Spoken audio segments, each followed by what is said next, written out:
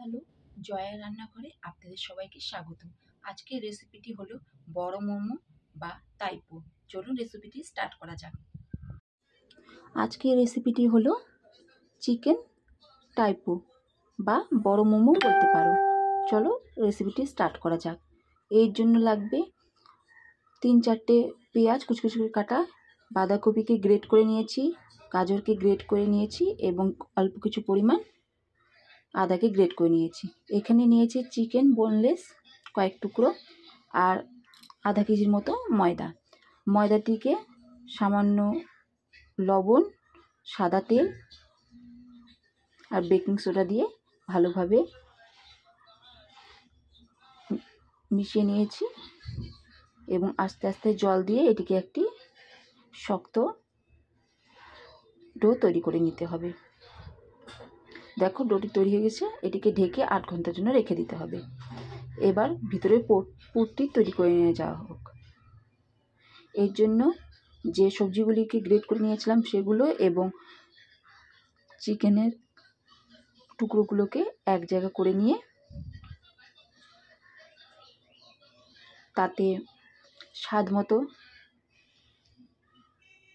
লবণ, সামান্য ঘি, আমি এখানে ঘি ব্যবহার করেছি, আপনারা বাটার চাইলে বাটার ব্যবহার করতে পারেন, সামান্য আরজিনা মটর স্বাদের জন্য আপনারা দিতে পারেন, নাও দিতে পারেন। আর দিচ্ছি এতে সামান্য লঙ্কার গুঁড়ো আর গোলমরিচের গুঁড়ো। আর কোনো মশলা আমি এতে ব্যবহার করছি না। এবার এই সবকটি উপকরণকে ভালো করে চটকিয়ে জল বেরিয়ে যাওয়া পর্যন্ত মেখে নিতে হবে।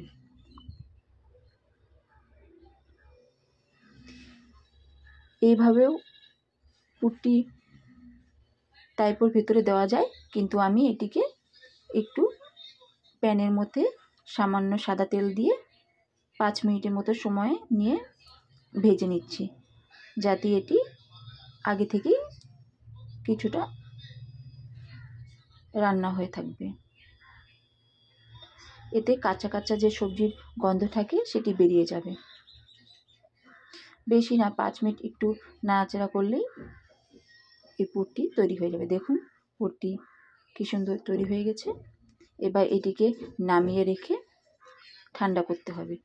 এবার আমি মোমোর জন্য একটি সসপ্যানের মধ্যে জল দিয়ে দিলাম এবং মোমো পাত্রটি আমার কাছে নেই, তাই এরকম একটি ঝাঁঝার মধ্যে, যে ফুটো ফুটো ঝাঁঝার মধ্যে আমি সামান্য পরিমাণ ঘি লাগিয়ে ঢাকা দিয়ে রাখলাম, যাতে জলটি গরম হয়ে যায়, পাত্রটি রেডি হয়ে থাকুক।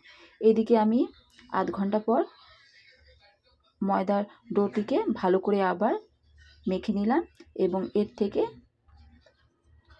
4টি বড় বড় লিচি কেটে নিলাম। এগুলি রুটির থেকেও বড় সাইজে কাটতে হবে, কারণ টাইপো অনেকটা মোটা সাইজের হয়। যেহেতু আমি এতে ইস্ট ব্যবহার করিনি, তাই রুটিটি অনেকটা মোটাই থাকবে।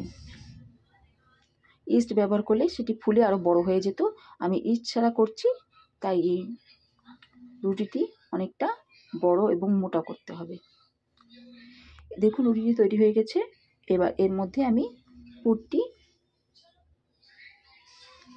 ভরে এটিকে হাতের সাহায্যে পেঁচিয়ে নেব, যেরকম টাইপোর শেপ থাকে। দেখুন কিভাবে করছি, আস্তে আস্তে পেঁচিয়ে অল্প অল্প করে ঘুরিয়ে